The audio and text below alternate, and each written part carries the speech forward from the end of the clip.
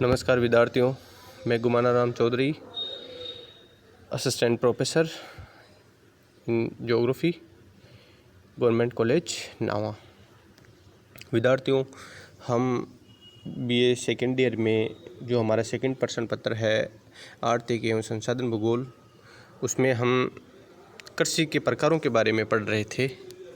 भूमध्य सागरीय कृषि हमने पिछली क्लास में पढ़ ली थी। आज पढ़ेंगे हम व्यापारिक अन्न उत्पादन कृषि। व्यापारिक अन्न उत्पादन के दो या खाद्यान्न उत्पादन के दो एक ही बात है। ठीक है विद्यार्थियों, अब देखो हम इसकी जो विशेषताएं हैं उसके बारे में चर्चा करते हैं। सबसे पहले व्यापारिक अन्न उत्पादन कृषि। व्यापारिक अन्न उत्पादन कृषि एक ही फसल में विशिष्टीकरण है। मतलब मेन विशेषता क्या है इसकी? एक फसल की विशेषता है।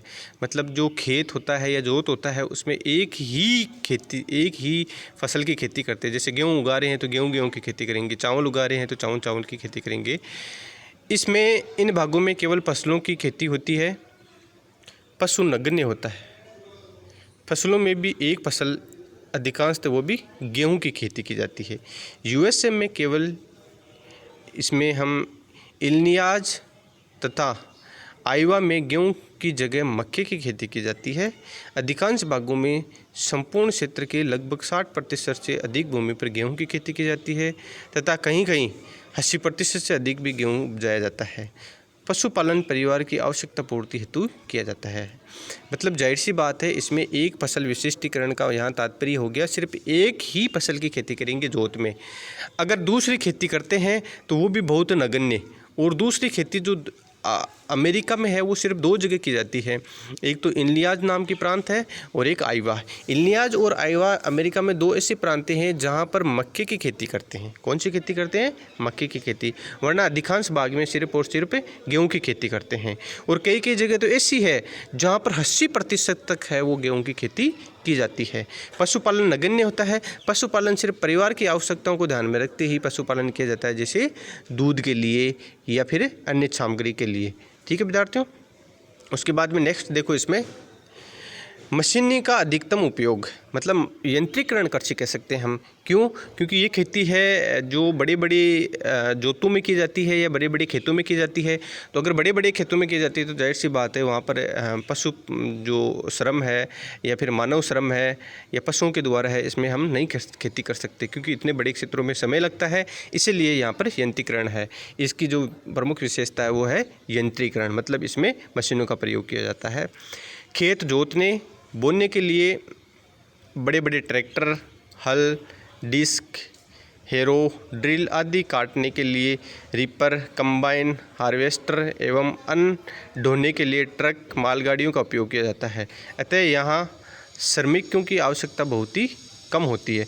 श्रमिकों की आवश्यकता कम होने के पीछे पर्पज है क्योंकि यहाँ पर यंत्रीकरण होता है और बड़े बड़े क्षेत्रों को मशीनों के द्वारा जोता जाता है, तो श्रम का स्वतः ही जो उपयोग है वो कम हो जाएगा। विस्तृत कृषि पद्धति, यह खेती बड़े बड़े आकार के फार्मों पर की जाती है, इसलिए सिंचाई नहीं की जाती है तथा फसल है वो वर्षा के भरोसे ही की जाती है। इसकी जो दूसरी जो मेन विशेषता है वो है विस्तृत कृषि पद्धति। मतलब ये खेती है वो बड़े बड़े क्षेत्रों में की जाती है या बड़े बड़े जो खेत होते हैं उनमें की जाती है। भूमि का अधिकतम उपयोग, इस खेती की जो नेक्स्ट विशेषता है वो पूंजी का अधिकतम उपयोग। मतलब जो यंत्रीकरण है इस खेती के लिए, तो यंत्रीकरण है तो जाहिर सी बात है मशीनों को खरीदने के लिए पूंजी का निवेश करना पड़ेगा और अधिकतम पूंजी है इसकी जो कृषि की है वो विशेषता बन गई है। उर्वरकों का सामान्यतः उपयोग कम होता है। मतलब उर्वरकों का उपयोग है वो सामान्यतः कम किया जाता है इसमें। प्रति एकड़ उत्पादन यहाँ कम होता है, लेकिन इस खेती की विशेषता है जनसंख्या की कमी के कारण प्रति व्यक्ति उत्पादन है वो ज़्यादा है। निर्वहन कृषि और विस्तृत कृषि में यही अंतर है दोनों में। निर्वहन कृषि में क्या हो रहा था? प्रति एकड़ उत्पादन क्या हो रहा था? ज़्यादा, लेकिन प्रति व्यक्ति उत्पादन कम हो रहा था क्योंकि वहाँ जनसंख्या ज़्यादा थी। और विस्तृत खेती में क्या हो रहा है? प्रति एकड़ उत्पादन कम हो रहा है और प्रति व्यक्ति उत्पादन ज़्यादा हो रहा है। इसका रीज़न है क्योंकि ये बड़े बड़े जोत होते हैं और इनमें जो है जनसंख्या है वो बहुत ही कम पाई जाती है। ज़्यादातर काम है वो मशीनों के द्वारा किया जाता है। स्थानीय खपत ही बहुत ही सीमित रहती है, अतः बहुत बड़ी मात्रा में खाद्यान्न व्यापार के लिए है वो किया जाता है, मतलब इसमें खाद्यान्नों को है वो मार्केट में बेच दिया जाता है, इसके पर्पज़ से ये खेती की जाती है। साउथ प्लांट नदी के किनारे 1400 हेक्टेयर तक विस्तृत सकाता फार्म, जिसके लिए मालिक स्मॉल फैमिली फार्म कहते हैं। क्या कहते हैं इसके जो मालिक होते हैं उसे क्या कहते हैं? Small family farm. ठीक है विद्यार्थियों, और इसका जो आकार है वो कितना होता है? वो आकार होता है वो 1400 हेक्टेयर तक होता है। नेक्स्ट विशेषता, यह कृषि व्यवस्था तकनीकी विकास की देन है। इस प्रकार की कृषि मध्य अक्षांशीय आर्द्र एवं शुष्क प्रदेशों के मध्य विस्तृत घास के मैदानों में की जाती है, जहाँ की मिट्टी वनस्पति तथा हिमयुग के निरीक्षण से अधिक उर्वरक है।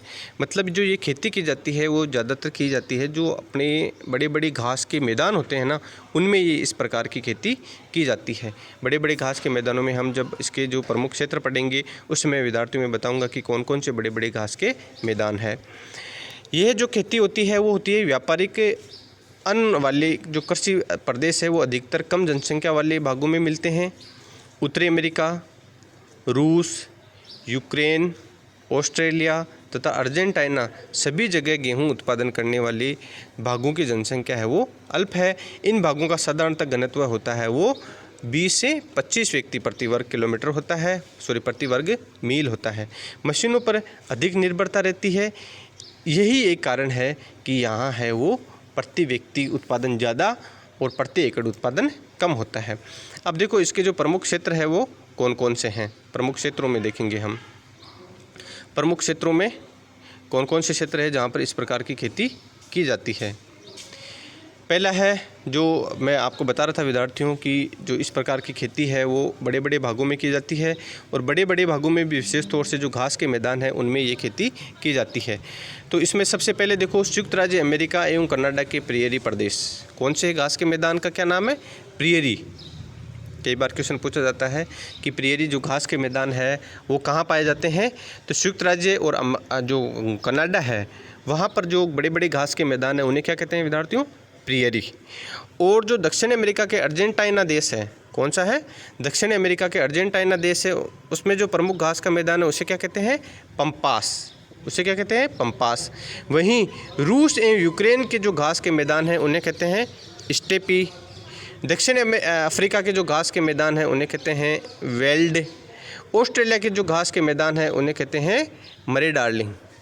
तो इस प्रकार जो ये प्रमुख घास के मैदान है, प्रियरी है, पम्पास है, स्टेपी है, वेल्ड है, मरे डार्लिंग है, ये सभी के सभी बड़े बड़े घास के मैदान हैं जहाँ पर ये विस्तृत प्रकार की कृषि की जाती है। इसके अलावा यह कृषि व्यवस्था पश्चिमी यूरोप से एक लंबी पट्टी के रूप में साइबेरिया तक फैली है। इस पेटी में जैसे जैसे पूर्व की तरफ जाते हैं वैसे वैसे ये जो पेटी है वह क्रम से पतली होती जाती है। सर्वाधिक चौड़ाई रहती है वो लगभग 1200 किलोमीटर तक रहती है, और वह यूक्रेन एवं फिनलैंड के मध्य पाई जाती है। इसके साथ ही इसके जो प्रमुख क्षेत्र है वही है, कौन कौन से इसके प्रमुख क्षेत्र रहेंगे? जो घास के मैदान है वही इसके प्रमुख क्षेत्र रहेंगे। संयुक्त राज्य अमेरिका के पूर्वी भाग, मेक्सिको के मध्य भाग, उत्तरी पश्चिमी यूरोप, उसके साथ ही सोवियत रूस, दक्षिणी अमेरिका के दक्षिण ब्राज़ील और अर्जेंटीना के कुछ भाग तथा दक्षिणी अफ्रीका के पूर्वी भाग है वो इसमें सम्मिलित किए जा सकते हैं। तो विद्यार्थियों देखो इसमें जो प्रमुखता से जो हमें ध्यान रखने योग्य बात है, जो बड़े बड़े जो घास के मैदान है वो कौन कौन से हैं? प्रियरी, पम्पास, स्टेपी, वेल्ड और मरे डार्लिंग। इन क्षेत्रों में क्या की जाती है? ये खेती प्रमुखता से की जाती है। ठीक है विद्यार्थियों, आने वाली क्लास में हम पढ़ेंगे जो हमारे नेक्स्ट कृषि का जो टॉपिक है उसके बारे में। ठीक है, धन्यवाद विद्यार्थियों।